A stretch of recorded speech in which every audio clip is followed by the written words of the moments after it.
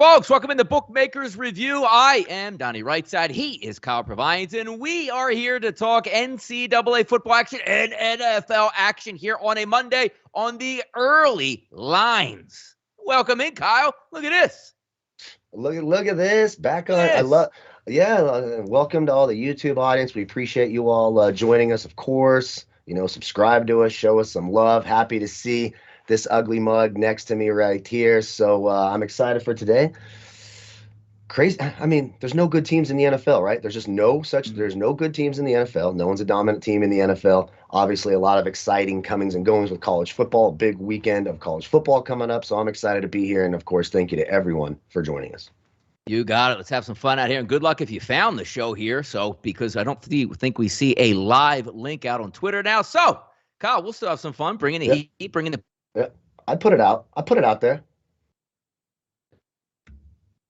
You'll see it if you put it out there, right? Yeah. I mean, at least 4 people will now tune in since I put it out there. So there we go. All right, let's get after it today. Monday Night Football. Have some fun with this game because I'm interested in this one. I love the team total that's going to be popping up here for us. Now, before we get to that, let's set the table. FanDuel Sportsbook, a 50.5 total that they opened up at. Now sits at 49.5. An opening line at 12.5. Now sits at 11.5 here at the FanDuel Sportsbook. 11 at Bet365. DraftKings 11.5. Points bet here in New Jersey at 11. So double-digit favorites here, and rightfully so. Tampa Bay's the better football team over the Giants. Not so fast right now that this is just going to be a blowout. Why, Kyle? I really like the team total, which I'll get into that in just a little bit. I know there's some things out there. Hey, Tom Brady doesn't cover any, spreads at night in primetime games with Tampa Bay. I understand that also, but I'm looking from a New York Giants perspective here. Getting healthy at the right time on offense. They should be able to move the football. Will they win this game, Kyle? I don't think they will, but I think the 11's too strong of a number here.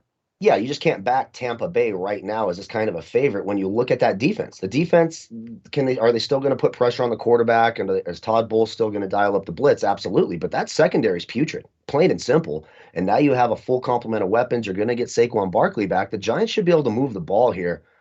I have seen nothing. When you go back and rewatch these Buccaneers games, it's not like it's a small problem with the defense. There are holes everywhere in that secondary. And you mentioned team totals. I mean, these Giants team totals kind of stand out like a sore thumb, don't they? I mean, 17.5 at bet, minus 120. I could see the Giants easily getting to 20 points against that secondary, but they're not going to run the ball a lot. You don't run the ball up the middle against Tampa Bay. It's not where you have success. You have to throw it. When that happens, they're going to see shorter possessions, more possessions. I think the team total's live here, and I just will not back. It's hard to back any team right now as a double-digit favorite when you look across the landscape in the NFL. Certainly not going to be tough for me there. I lean the Giants here. I didn't put anything official on it, but if I'm picking a side, I'm not taking the Bucs to win by 2 touchdowns. I think the Giants have a shot at covering. I like Daniel Jones more on the road, too, away from New York in Tampa Bay. I think the Giants can cover here tonight. Yeah, I think, and also take a look at the last 3 games for the Giants here. Versus Carolina, put up 25. Versus Kansas City, 17. Las Vegas, they scored 23. But also keep in mind, very banged up here. The only guy missing on the offense tonight, Kyle, is going to be Sterling Shepard. Everybody else is going to be in this game. Now, also, we talk about it so many times, like, hey, running mate. Tampa Bay should be able to do whatever they want against the Giants defense in this game. Giants defense not great against the run, not great against the pass here. I have a lot of prop bets also lined up tonight, but my favorite play is I put in earlier last week, and that was the Giants team total at 16.5 minus 165. Expensive? Absolutely it is. But when you're talking about a price point between 16.5 to 18.5, that is massive. That is a scoring drive. That is 2 touchdowns and 1 field goal. You are walking away with a victory. This isn't a Davis Mills-led offense. This isn't, what you see out of Boyle and Detroit. Like, this is a legitimate offense. Do I love Daniel Jones? No, I don't. But do I think they can get to just 17 points? Hell, they can lose 31-17. Who cares? 17 covers that number on the team total in this one. That's where I'm looking to go here. I think Tampa Bay, obviously the better football team, but you can move the football against this team. And again, Saquon Barkley's healthy. Been a long time here. Looking forward to the game tonight here, Kyle. Yeah, me too. And I agree. 17 points. When you're looking at those sort of pain team totals, right? So they're sort of putting the Giants in that pain category, right? With the Detroits and the Houstons and the Jets and the Jacksonvilles. These are the teams we're typically seeing in this 16.5 with juice, 19.5 normal price type of team total. And when you want to take those is when they're going up against a vulnerable defense. There's very few secondaries more vulnerable right now than the Buccaneers secondary. Now, if you want to, sort of play devil's advocate, the one concern is if Tampa Bay does dial up the pressure, which we expect them to do, that offensive line for the Giants is really bad. So Daniel Jones is going to have to use his legs. That's why I got myself a little in-game parlay over here at 5-1. Daniel Jones anytime touchdown and Tom Brady 2 or more passing touchdowns at plus 500. I think that makes a lot of sense. Yeah, I got a couple of them here lined up. Also, obviously, with the team total over 16.5. Also have Tom Brady to pass for 250 plus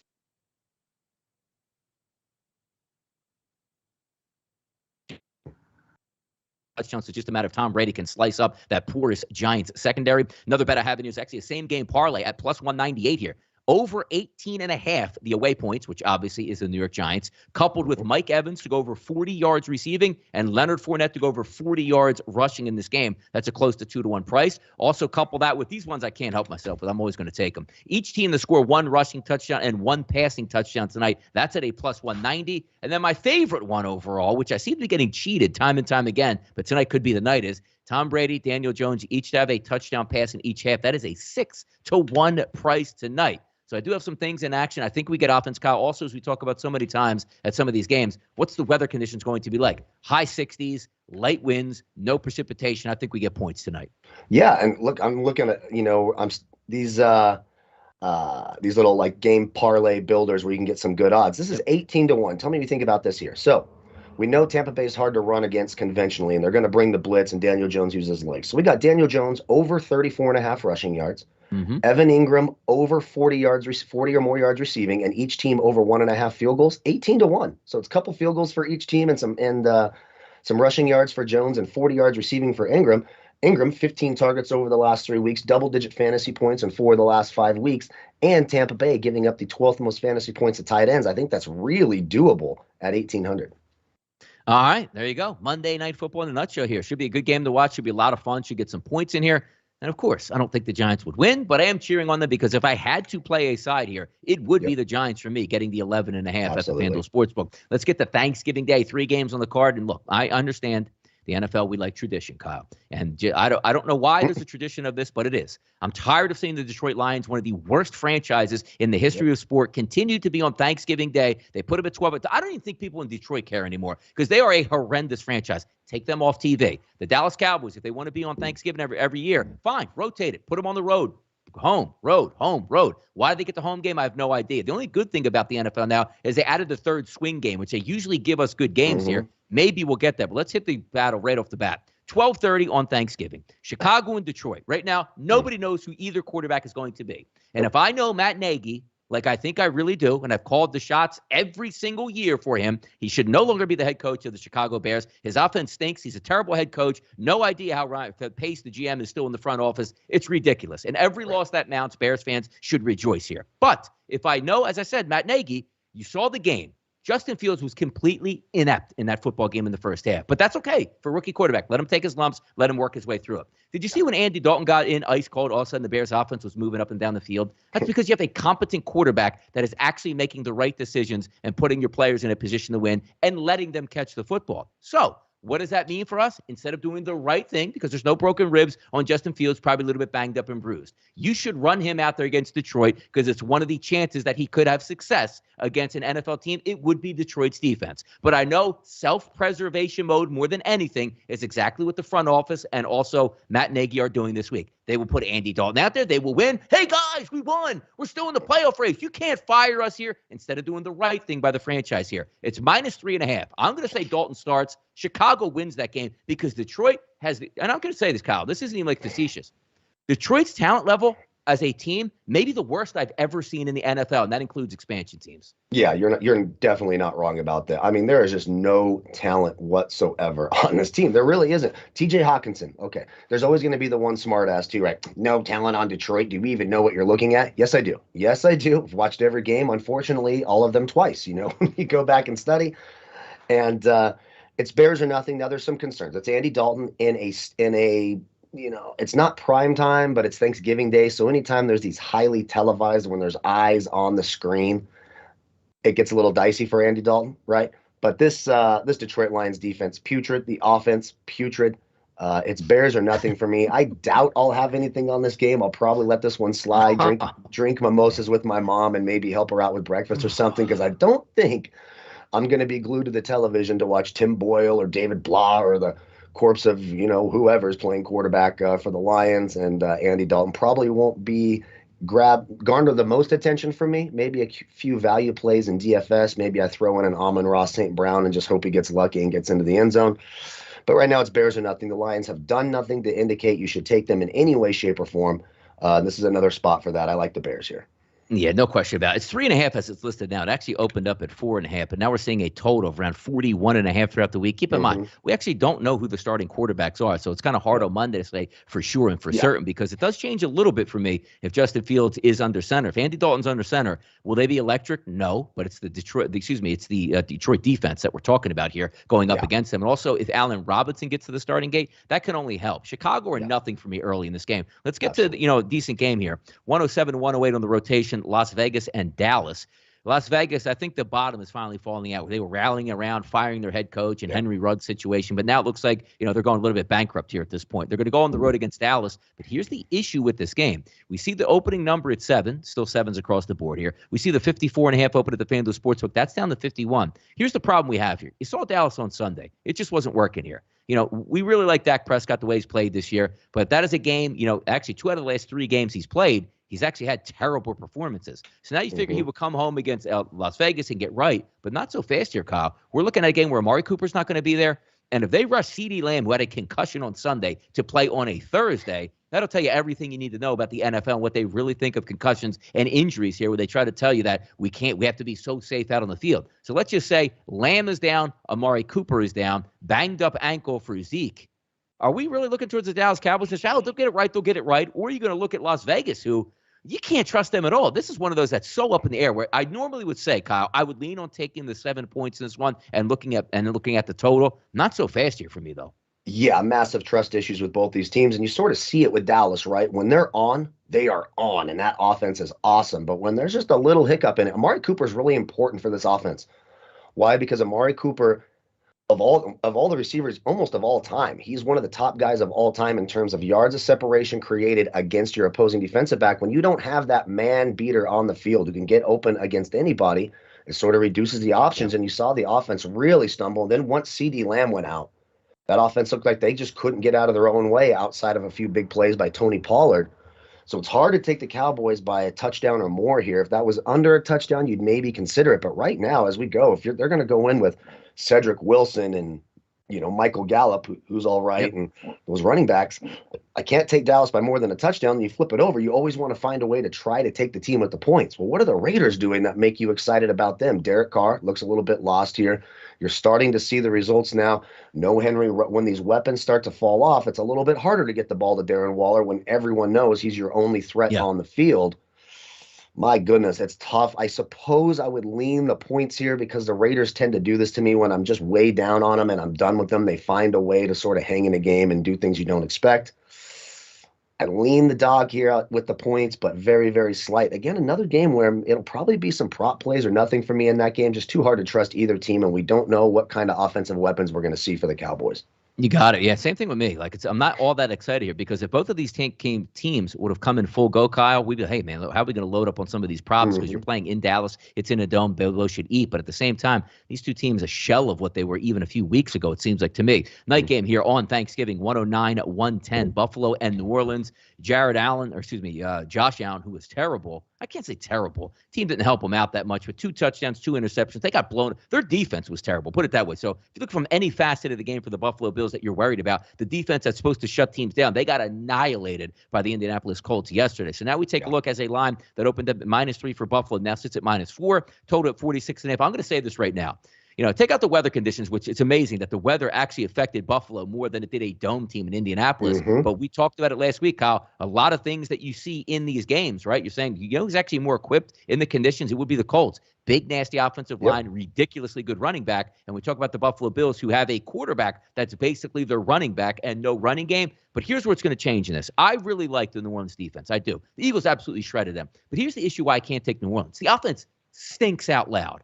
And if we really think that maybe, missing the game this past week for, one of the best running backs in the league, Alvin Kamara, is he really going to come back now on a short work week here on a Thursday on turf and play the Buffalo Bills? I doubt it. So make it simple here. If I don't get Alvin Kamara in this game, Trevor Siemian is awful. Even though the Bills were so bad on Sunday, they're so much more talented than New Orleans here. If that defense comes to play a little bit, Trevor Siemian will be lucky to get that team to 17 points. Buffalo Bills cruising this one for me, Kyle. Yep, I agree. And we finally get to buy low on Buffalo, right? Doesn't it seem like all year long they've been overvalued? They've been overvalued every single week.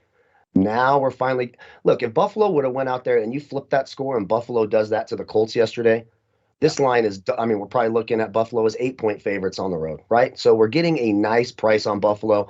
And you're right, the secondary for Buffalo is going to shut down those. There's just no talent in that wide receiving room for the Saints right now. Now, Simeon's got to try to get the ball past Tre'Davious White, Teron Johnson, Levi Wallace.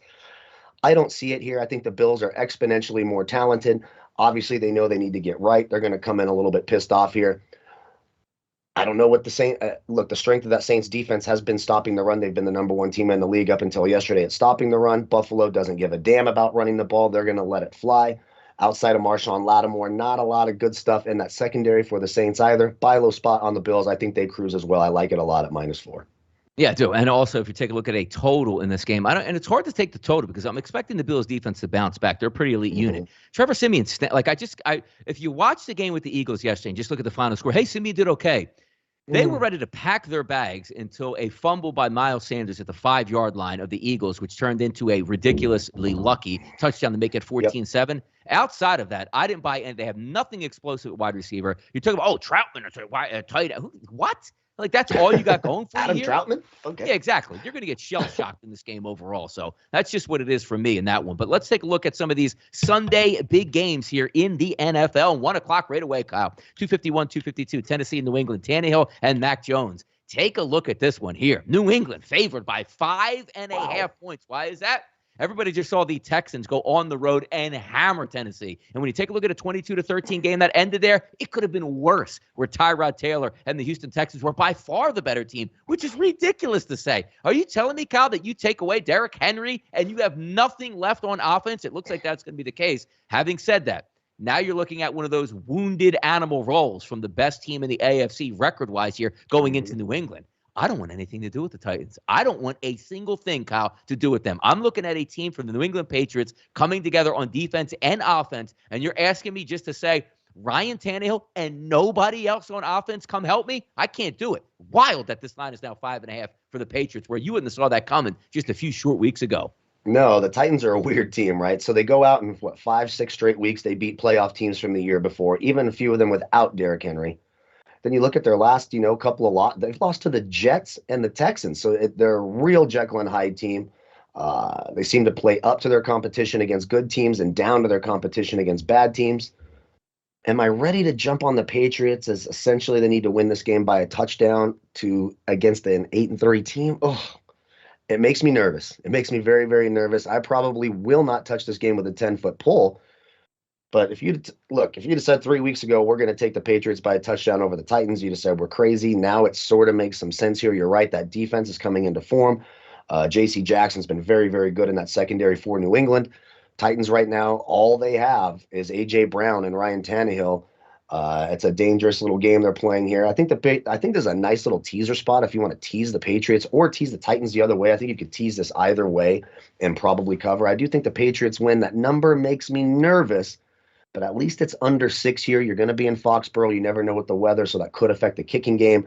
That's why if you're getting the 5.5, I like it a whole lot more than the 6.5 because there is the possibility for missed kicks in this game. We saw it yesterday. What was it, 20 missed kicks or something? It was an absolute dreadful performance again by the kickers in the NFL. Lean the Patriots here, but it does make me awfully nervous, and I don't think you're crazy to buy low on the Titans. This is a number we never would imagine we would get 2 weeks ago. And the problem is now because you saw also A.J. Brown in that game get dinged up in his shoulders. You're telling me no Julio, no A.J. Brown, no running back. I just don't see how, like if you're looking from a perspective of the coaching staff for the New England Patriots and Bill Belichick in that one, they're going to be able to shut this thing down and say, laugh at him at this point, which is why that look-ahead line just last week was -2.5. Now it sits at 5.5. That goes from New England being a good football team and Tennessee. People are like, I don't know about that team here. Let's get to another one. Tampa Bay next week. Already we're talking about them, even though they haven't played tonight. They're going to go up against the Indianapolis Colts. What a great game this is going to be on the road. We're saying the Tampa Bay Buccaneers at -3 at the FanDuel Sportsbook, and that's wrong. That's flat out wrong, because the one thing you know about the Indianapolis Colts, Kyle, whether you like the team or not, they play just like the Minnesota Vikings, right? No matter what happens, they are going to be in this game. They are turning the corner. Also, they'll have a little bit more rest than the Buccaneers. Why? Because the Buccaneers are going to be playing tonight. So we'll see at some of that injuries that come out of the game. Rob Gronkowski probably coming back tonight. We'll see if Antonio Brown can make it back next week, but we'll see what happens in the game tonight. If you're going to give me a 3 here early in the week, which it's mostly 2.5s across the board, the only one sitting at a 3 is FanDuel. I'm going to look at that, but also, you know what sticks out as well? 51.5, Kyle. 2 offenses that should be able to get after. I don't care who the defenses are. These offenses will both be in the 20s, giving you a legitimate chance at that 51 price. I like Indianapolis early in the week at +3, and give me the over here. I think I'm going to lean Tampa Bay, just because Tampa Bay, we've seen it. They are tough to run the ball up the middle. So now the strength of that Colts offense is going to meet the strength of the Buccaneers defense. For the Colts to win this game, Carson Wentz is going to have to get it done with his arm. That's how you beat Tampa Bay here. And then if you flip this over, it's the front 7 for the Colts, which is the strength, and it's the secondary that's a weakness. I'm going to lean here. I don't like Brady on short weeks very much, especially at his age. It just kind of it does make me a little bit nervous here. Yeah. But when you talk about how good they are at stopping the run, Jonathan Taylor's not going to run up and down the field. He's not going for over 100 yards in this game. It'd be a surprise if he did. I will go the other way and lean Tampa Bay here. Of course, can't bet it right now, because what if Tom Brady gets injured tonight or something crazy happens to Mike Evans? You start getting, more and more of these weapons down. See what happens tonight. But right now I lean Tampa Bay. I just think it's going to be too tough for the Colts to run the ball. And then you start getting Carson Wentz into 3rd and 7, 3rd and 8. That's when he starts making mistakes. You dial up that pressure as well. I actually like the Buccaneers strength versus strength here. I'll take the Buccaneers early in the week. Yeah, it's interesting to see, because now Vita Vea is down. But if you look at the last 4 games here, that rushing defense gave up 100 to Philadelphia, 143 to Chicago, 152 to New Orleans, and 94 to Washington. A lot of those games, just about 5 yards per carry. I think also the reason why their defense shows up a lot better running is because usually Tampa Bay has the lead. So by midway through the 3rd quarter, you ain't handed the football at this point. But it's a good concept, because we look at that Super Bowl run last year, I'm like, damn it, that defense is good. And it does roll over, but we'll see if it continues, because a lot of that is we're going to get you down, so you're not going to run the football, which is why we say, hey, you can pass the football. Why? Because that's all the options that you have late in the games. But it should be a fun one to watch. It's a great matchup here. I was shocked at the Colts. I had the Colts at 7.5 on Sunday. I thought they would hang around and have a chance to win. Never my wildest dreams that I think they would actually go into Buffalo and be like, now, which team is supposed to be the good team this year? Which team was supposed to struggle here with Carson Wentz? They looked really good in that game, but that's a fun one to watch. How about this one? Hey, your boys are out here. Minnesota and San Francisco, a 425 game out in San Francisco. Kirk Cousins now, 21 touchdowns, 2 interceptions on the year, beats Brett Favre beats Aaron Rodgers and the Green Bay Packers here. Now we're taking a look here. San Francisco is -3 across the board. I'm telling you, I don't know what's getting into the NFL, Kyle, but it started here in Philadelphia that said if you're ready to get busy and use your physical offensive line, you're still allowed to run the football and dominate other teams. Because look what the San Francisco 49ers have done. And this is a credit to Kyle Shanahan, who no doubt wants to throw the football and use Deebo Samuel and get the ball downfield. But when he sees, you know what, our best way to win is Jimmy Garoppolo not turning the football over, putting him in good spots to succeed, and just physically beating the hell out of other teams, it is working here, Kyle. -3. Usually I would say, oh, Minnesota, Kirk Cousins, they should be able to get the job done. They're talented. Yes. I love the transformation of the 49ers saying, we're bigger, we're badder, and we're going to tell you about it. Yeah, and this one's real tough, right? Because it wouldn't shock me if either team wins this game. Minnesota certainly has the tools to take advantage of a beat-up secondary for the 49ers. If it's one of the best, if not the best, 1-2 wide receiver combos in the league.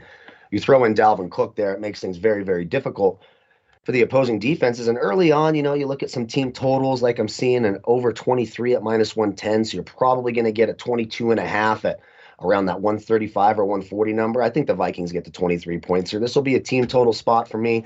I've had to go early in the week here. I like that. The 48.5 seems too low. I think for a game total, that seems low. I could see both teams into the 20s here. Neither one of these teams, has a great defense.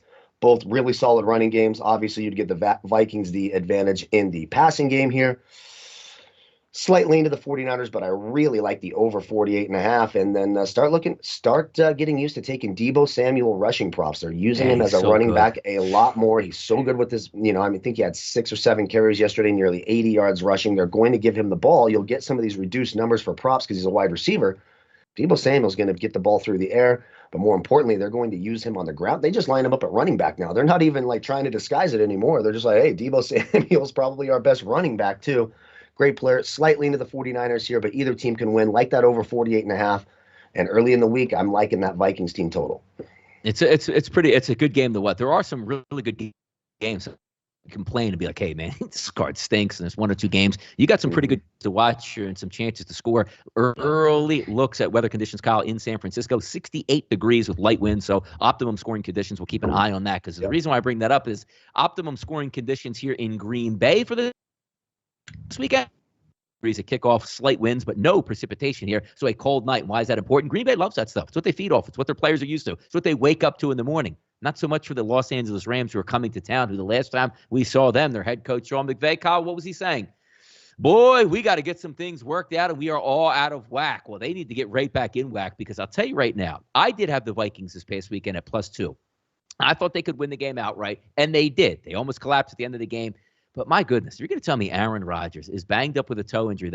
Some of the throws that he makes were at just like things of beauty. And that's always why you have a chance with the Green Bay Packers. Now you throw in the cold weather. I think the Rams are the more talented team here, but I think you're getting undersold on Green Bay. They're a -1 at home with Aaron Rodgers. I think the defense can bounce back and have a good performance where they didn't show up all that much. They got dominated by Justin Jefferson, Adam Thielen, way too many yards in the air. I think they can buckle down here. Do I love the Rams in the season with the talent level they had? Yes, I do. But this line looks incredibly short. Now, it is short for a reason. I got to tell you, Kyle, early on a Monday, cold weather in Green Bay, who does it better than Aaron Rodgers? Yeah, it's real 50-50, right? It's a real 50-50 spot. These are two outstanding teams, probably right now. I mean, you could throw Tampa Bay in here, I guess. The 2 best teams in the NFC, maybe Arizona just finds a way to win no matter who's playing quarterback. But these are 2 really good teams.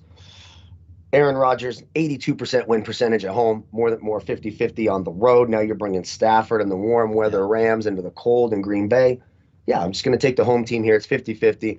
This is one I'm going to sit back and watch, not one I'm going to bet on because I could see either team winning this game. I'm going to keep an eye on those weather conditions, team total spot. Maybe if the conditions are decent enough, like Lambeau decent enough, 40 degrees, not a bunch of wind or precipitation, that 48.5's in a lot of trouble because both these teams can score on the other team's defense.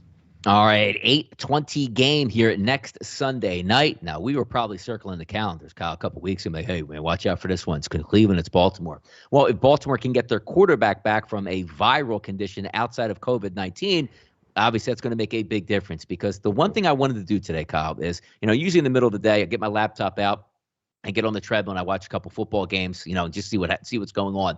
The one game I actually searched out because I wanted to watch the whole thing through was the Baltimore Ravens Chicago Bears game. Because number one, I wanted to watch the first half with, a couple quarterbacks that don't deserve to be NFL quarterbacks playing, but Justin Fields thinking he'll be able to take the next step. He was brutal. Equally brutal was Hundley on the opposite side. No idea how they won the game. They were trashed the entire way, but that's just a credit to John Harbaugh and the Ravens, who they were always in position to win because it doesn't matter how bad the quarterback is. You have no running backs and some average lame wide receivers, and you continue to win football games, which is a credit to them. So now I see the Baltimore Ravens open up here as a -4 favorite at the FanDuel Sportsbook, over under at 46.5. And then the next game I want to take a look at, Kyle, is going to be Cleveland. Because I didn't watch that game at all outside of 13-0. It looks like they're going to blow out Detroit, to all of a sudden watching the only player on the Lions run for a 57-yard touchdown and make it 13-7 and have a game. I don't know what's going on in Cleveland, but this was my darling team early in September. Kyle, Baker Mayfield stays healthy, which he didn't. If that offense, stays in rhythm at the wide receiver, Odell Beckham Jr., Jarvis Landry, Donovan Peoples-Jones, who missed that game on Sunday, if they stay healthy, they're good. Well, one guy got traded, the other guy and the other 2 guys are banged up, and that nasty offensive line has taken hits the entire year. And Nick Chubb showed up with a $122 on the ground, and they barely beat Tim Boyle and the Detroit Lions. I'm telling you right now, if Lamar Jackson shows up and he practices all week, he's game. None, 0. Yeah. If Lamar Jackson's there, it's Baltimore. There's nothing Cleveland's doing right now that makes you want to back this team. They're an absolute mess. And you're right. I like them. I mean, to start the year, they were going to have a good defense, great pass rush, solid offensive line, 2 awesome running backs, weapons galore for Baker Mayfield, and all the wheels just come off that bus. Of course, Baltimore has not been all that impressive either. A real Jekyll. I mean, we saw them get blown out by the Bengals. We've seen them barely beat. We've also seen this team barely cover against the Detroit Lions. Took a 66-yard field goal with Lamar Jackson indoors in a dome to beat the Detroit Lions. But Lamar Jackson healthy, which we expect. He probably will be back next week, I would imagine. I don't know the exact details of his illness or if he's lost a lot of weight, how he's feeling necessarily. But healthy Lamar Jackson in this one. It's Baltimore, nothing. I'll take the Ravens early in the week. Just cannot trust the Browns right now. They look lost offensively, and they don't look great defensively either.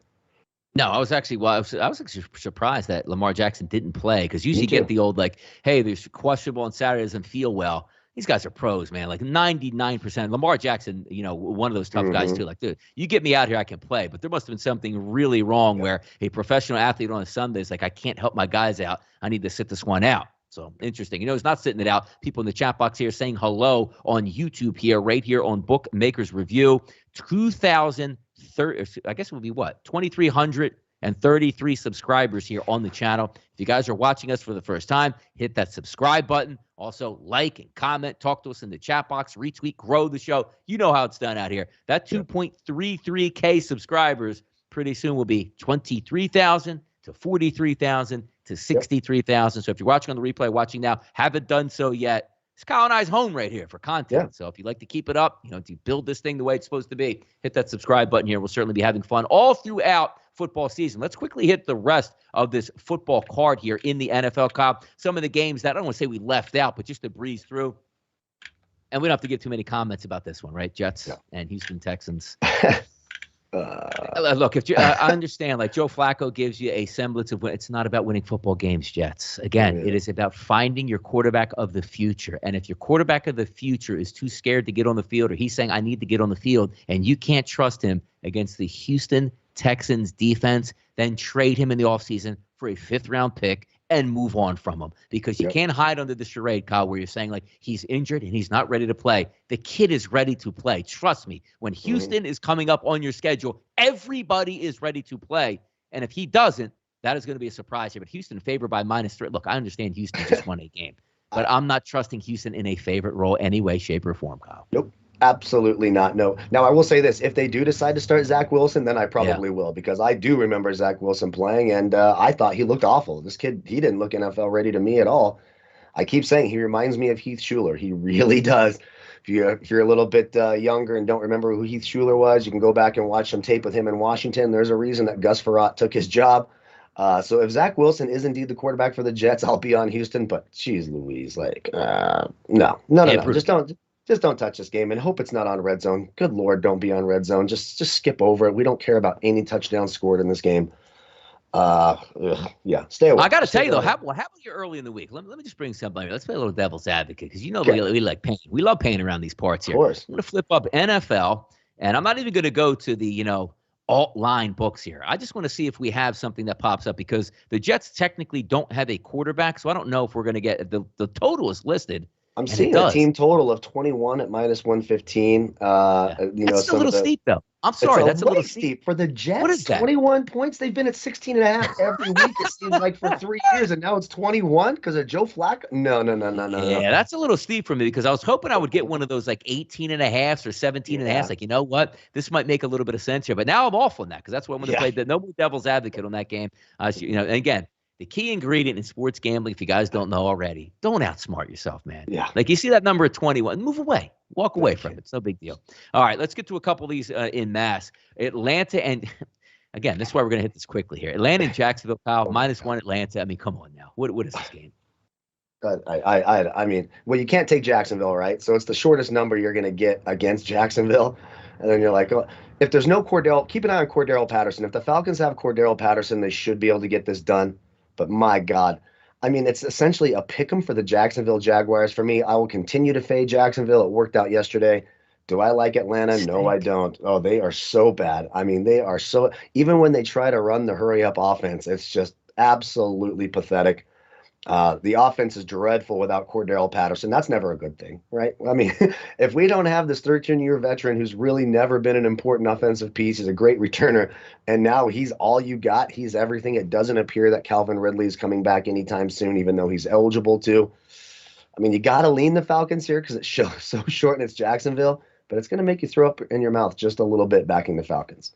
Yeah, I got to tell you, Jacksonville's lucky they play in Jacksonville when nobody cares about the franchise. Yep. Because and I'm not saying that like Urban Meyer's doing a bad job per se. I'm not even saying like Trevor Lawrence is underperforming. We knew Jacksonville was the worst team in football. Why? They won one game last year. Like anything more than one game was going to be an improvement. And I had people telling me, hey, watch out for Jacksonville, team total over 6. And I used to tell people, if they get to 7 wins, Trevor Lawrence is probably the best player in football to drag that roster across the finish line. So when you're trying to get and the reason I bring that up is because if Jacksonville was actually the Chicago Bears, they would be being a punching bag in the NFL. But nobody cares that they're down there. Urban Meyer sliding under the radar. They're inefficient every single week, Jacksonville. They're terrible. But it is what it is. And I guess, gambling, that's why they're going to be on the board. It's only a -1 here. Carolina and Miami. Cam Newton, Tua Tagovailoa. This is an interesting game for me and one that I might want to get involved with. Why, Kyle? We talk about it buying low. Dolphins flying under the radar. They beat a bad Jets team, but they still won the game. They also won it without a lot of weapons. Talk on the street down in Miami this week. You know who can get activated this week and play? Devontae Parker, Waddle still as your third wide receiver, and then welcome back possibly Will Fuller. If that happens here. Yeah, exactly. Maybe, right? Fuller. You were talking about a guy signed for $10 million and doesn't even show up on Sundays here. That is a -1. I don't know if Carolina should be the favorite in this game if that happens, but I'm sort of zoning in here to see the Miami Dolphins, if they can give me, let me take a look here. What's that team total here, at least at FanDuel, before we get to some of those alt lines here? Total in the game is 42. Home team is 20.5. See, now we're talking, which means there's an alt line below 20. That's where I'm going to start eyeing up early this week. Any quick thoughts here, though? Carolina with Cam Newton in Miami? Yeah, I mean, I'm just not going to back Cam Newton. Anything like that's even close to a pick'em or a Carolina favorite. We talked about it with Washington just taking him outright. Cam Newton cannot hit the broadside of a barn. The Dolphins defense is finally showing up and sort of playing like that defense did last year. I'm not backing Cam Newton as a pick'em or a favorite in any way, shape, or form. So right now, as much as I do not like Tua and I do not like this Dolphins offense, I think they're the better team right now. Especially, I still think Tua, even though I think he's sort of putrid, not very good, is better than Cam Newton. I guess I'm leaning the Dolphins here, and you're right. I might be looking at, a 19.5 alt team total here at 145. I think the Dolphins should be able to get to 20 points. You know what the best part about it is, too, because you try to prep people because there's so many people, and it doesn't have to be industry, Kyle. It just could be fans, and fans are going to be fans. I understand that. But you saw like Cam Newton come back the week before where they go on the road and they beat Arizona, right? Oh, my God, Cam Newton's back. He counted for 22 yards in that football game. So I had Washington this week at the 3.5 because I was saying to myself, Cam Newton doesn't know the playbook yet. Cam Newton is a shell of the former self back in 2015 when he's an MVP. He can't throw it. He actually surprised me. And he threw for 189 yards. That is as good as it's going to get for Cam Newton. So I know a lot of people look like, did you see that run? Did you see his 2 touchdown passes? Did you watch the game? It literally looks like he's throwing an anvil from the pocket. Like he has to use his entire body to throw the football. It's not going to get better. Maybe you could find some underlying value, but the simple fact that they're only a 1-point favorite on the road against the Dolphins tells you a lot. And it's why, Kyle, we're looking towards possibly the Dolphins in this game as opposed to the Carolina Panthers. Yeah, and let's not forget, that's 189 yards against a Washington defense that's without Chase Young. Has also been giving up the most fantasy points in the league to opposing quarterbacks. They've been absolutely torched week in and week out. And you're excited because Cam Newton threw 189 yards. Absolutely not taking Cam Newton as a favorite. Not going to happen. I'm with you. I like the Dolphins.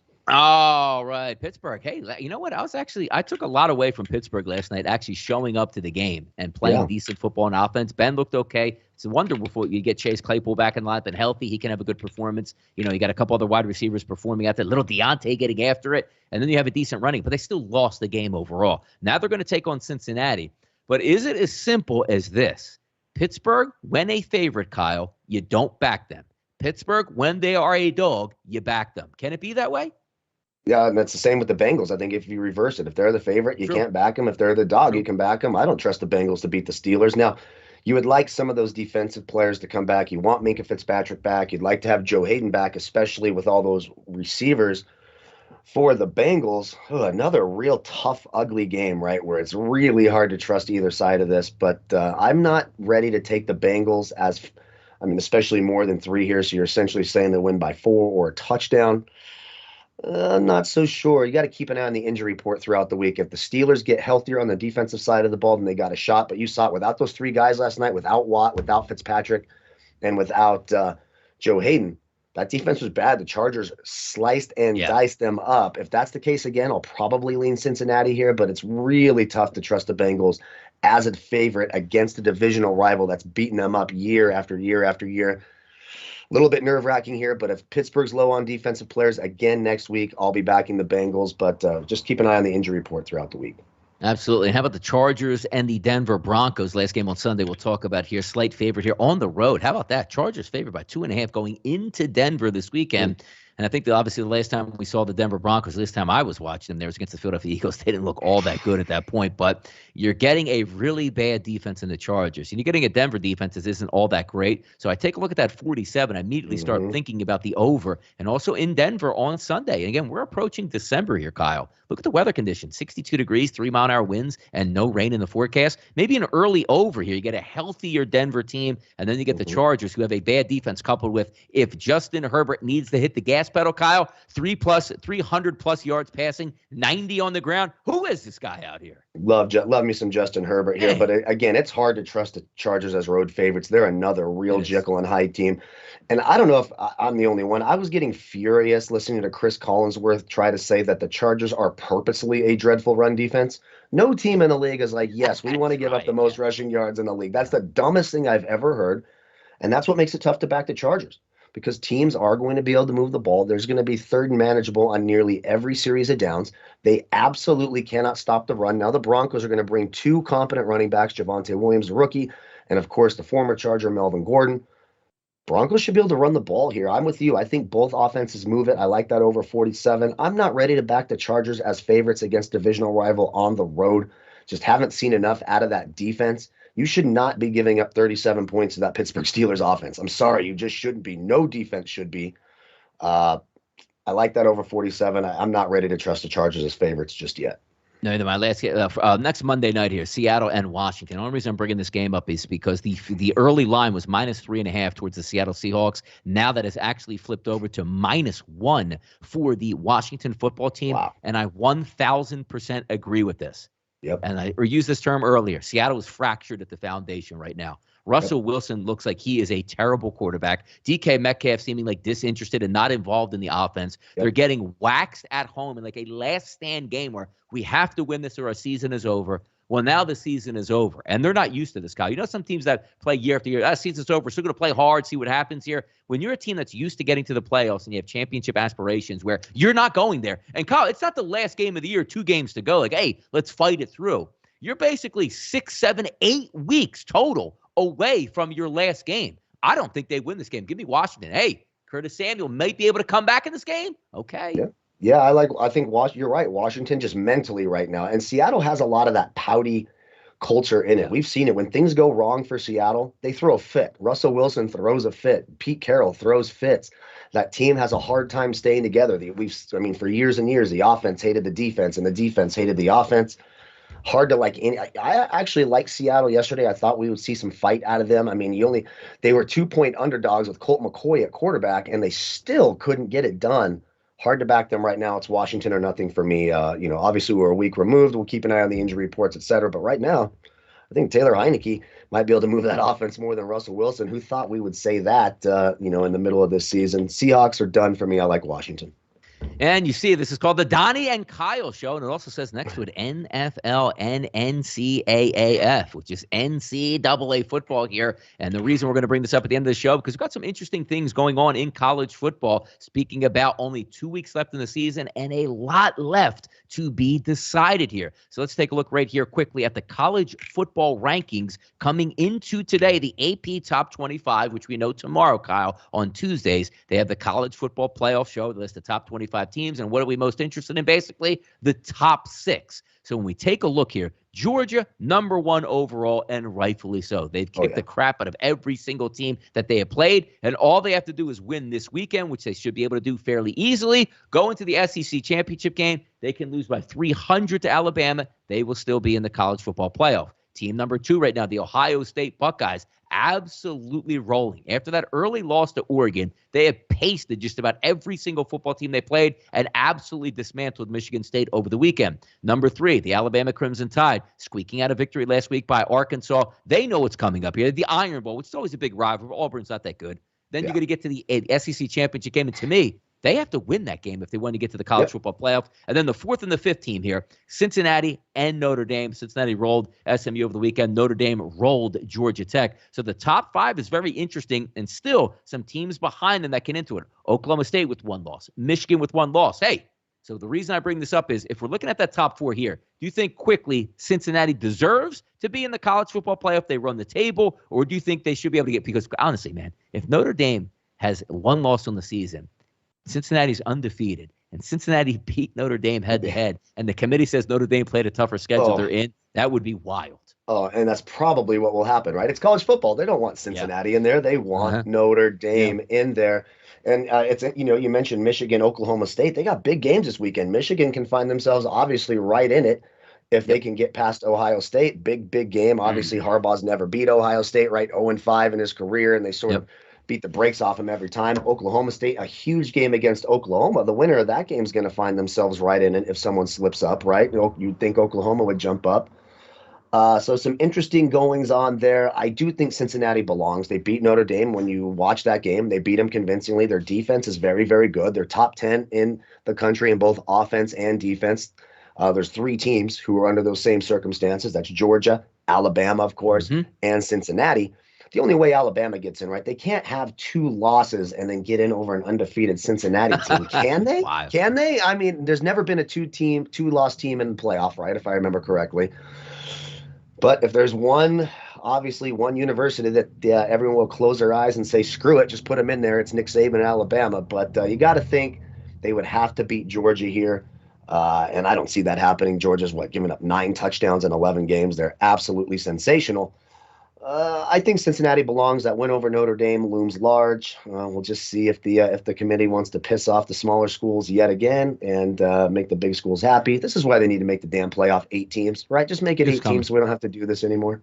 Maybe we need that, Kyle. Like maybe we need somebody on the inside to put Notre Dame over Cincinnati and put them in the playoffs, so all hell breaks loose. And eventually we get to 8 and 12 teams, and 16 teams, 24 teams, 32 teams, whatever it would be. Because it's far-fetched. 32 teams, that's crazy. Yeah, Division III, Division II, and I believe FCF do the same thing. So just because for some reason Division I football is on a completely different planet. But if you're looking at Cincinnati, they needed a lot of anarchy this year, and they got it. Because technically, let's just say if the table gets run around, right? Ohio State, they're better than Michigan. They're favored. We're going to talk about that game in a second here. They win. Then they go to the Big Ten championship game. They're probably going to beat anybody from the West. They're going to get in here, right?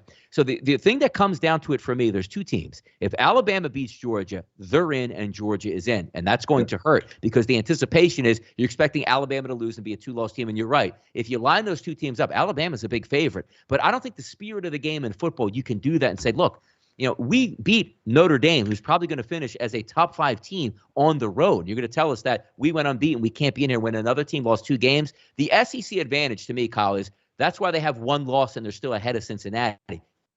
Yeah, schedule. And you do get a loss here where Cincinnati has none. You can't give me 2 losses, even though I would prefer Alabama in 2 losses. Sure. But that's not fair to me. So Notre Dame running the table, I think they're going to get left out, but it's the Oklahoma State Cowboys at 10-1. If they win Bedlam this week, then go into the Big 12 championship game and beat a good Baylor team, do they jump Cincinnati here, Kyle, in the final ranking if that is the last?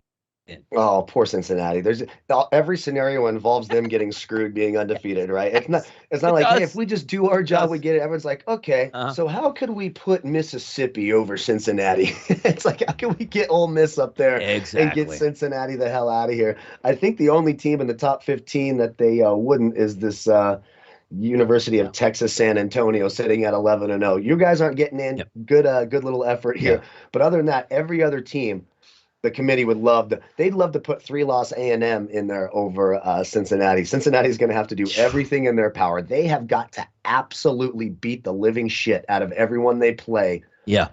I mean, they have to. Or they're going. If they win by 1 point, see you later. Oklahoma or Oklahoma State or Notre Dame are taking that spot. Yeah, exactly. So our top, I think it seems right. We'll get a lot of things worked out here, but also keep in mind when you're betting here, we're going to go over a couple of these games right now. I used it to my advantage on Saturday. I knew Cincinnati had to run up the score. A team total over 37.5 cruised. I knew Notre Dame, Kyle, needed to run up the score over 37.5. That covered in the first half of their game. So it's wild stuff. So use those competitive advantages where the computers aren't saying like, hey, they need to run it up. They don't do that. You have to use the human element. Let's get to some games on Sunday. The big game quickly here. Ohio State and Michigan. 8.5 as a number here for Ohio State on the road at Michigan. I'm going to tell you right now, it's freezing for the game as we anticipate, Kyle. Noon kickoff, 29 degrees, light winds. Ohio State is the better team here for me, Kyle. But if I look at this game from a betting advantage to myself, do I want to step in front of Ohio State? No, I do not. Does Ohio State own Michigan? Yes, they do.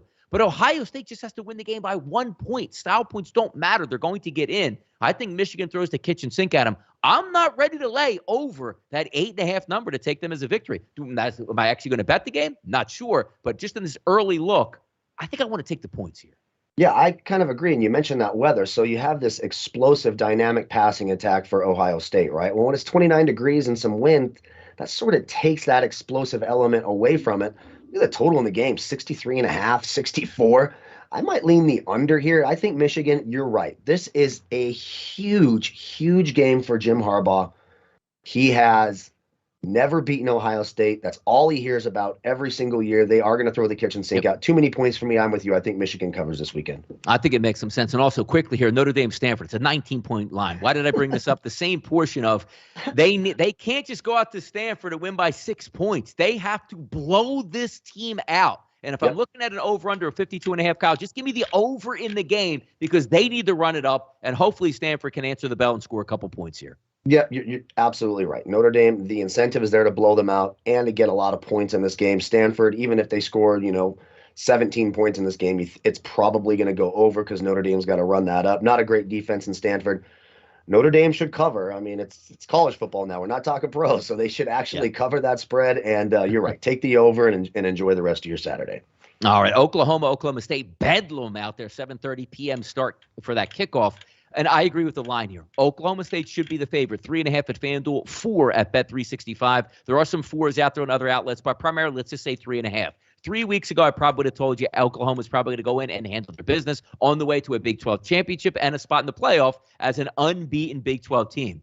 I'm not impressed with Oklahoma at all here. I think Oklahoma State now all of a sudden, Kyle, this year, playing nasty defense, which their calling card was play no defense and just outscore their opponents. Give me Oklahoma State and Bedlam this weekend to keep their streak alive and also this year to keep themselves in the national championship hunt.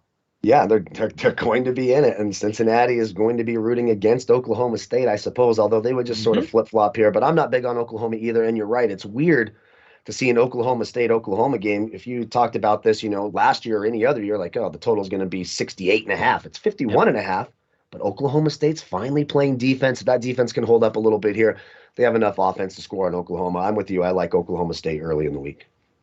Oh, Iron Bowl here. Alabama goes to Auburn to play on the Plains, and they are favored by close to 20 points, 19.5. Another one of those games for me, Kyle, that I look at here. Auburn is banged up and injured. Bo Nick's not going to play in this game. They have a lot of injuries. They haven't had don't have to run it up because why? The only game that matters is the SEC championship game. Do I want to bet in this game? No, I don't. Do I absolutely want to take the 20 with Auburn? Not necessarily, but I will take those 20 points early in the week, factoring in the same fact that I'm trying to say they don't need to run it up. They just need to stay healthy, beat this team, then worry about Georgia. Yeah, and we've also seen them sort of play down to some of their competition. This isn't some overly dominant Alabama team as in years past, and we've seen some weird happenings in this Iron Bowl, right? Yes, I get it that they're way better than Auburn, and Auburn, this isn't the Cam Newton or Bo Jackson Auburn teams of the past, but weird things happen in this game. There's a lot of pride in this game, and I'm not overly impressed with Alabama's defense. I think they should be concerned a little bit with their defense. Auburn has a shot to cover here. Will I bet this game? Absolutely not. But if I was, I'm going to take the 20 points, take a couple shots of whiskey, and hope some of those weird comings and goings that happen in this game happen. So slightest of slight leans to Auburn covering in the Iron Bowl.